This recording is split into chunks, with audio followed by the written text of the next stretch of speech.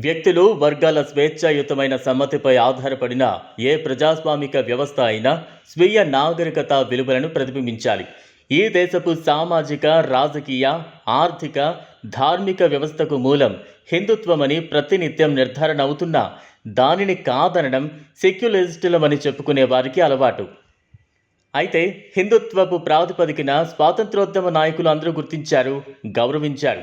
అందువల్లనే స్వతంత్ర భారతంలో రూపుదిద్దుకునే ప్రజాస్వామ్య వ్యవస్థలో ఆ విలువలను ఇమిడ్చారు. ప్రజాస్వామిక, సహనశీల హిందుత్వ విలువలే ఈ దేశపు భిన్నత్వాన్ని కాపాడి ప్రజాస్వామిక రాజ్య వ్యవస్థను ఏర్పరచగలవని వారు నమ్మారు. హిందువులు అధిక సంఖ్యాకులుగా ఉన్న ఇతర మతాల వారి హక్కులకు ఎలాంటి ముప్పు ఏర్పడదని విశ్వసించారు. అందుకనే రాజ్యాంగంలో ఎక్కడా సెక్యులర్ అనే పదాన్ని చేర్చలేదు, వాడలేదు.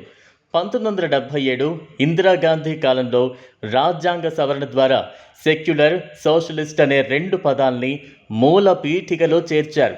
అప్పటి వరకు ఆ పదాలు రాజ్యాంగంలో లేవు. రాజ్యాంగంలో 22 రేఖాచిత్రాలు ఉన్నాయి. వాటి జాబితాను చూస్తే ఆసక్తికరమైన అనేక విషయాలు తెలుస్తాయి.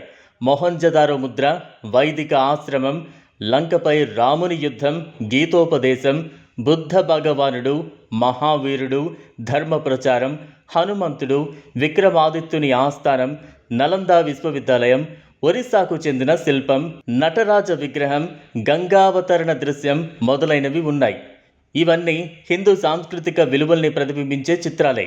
ఇవన్నీ దుష్ట శిక్షణ, కర్తవ్య పరాయణత్వం, సేవాభావం, మానవత్వం, జ్ఞానం, ధర్మ పరాయణత్వం వంటి హిందూ జీవన విలువల్ని చూపుతాయి.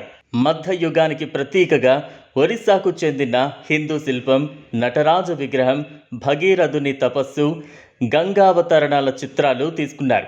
అంటే అప్పటి వరకు హిందూ పరంపర, సంస్కృతి అవిచ్ఛిన్నంగా సాగాయని రాజ్యాంగకర్తలు గుర్తించారు.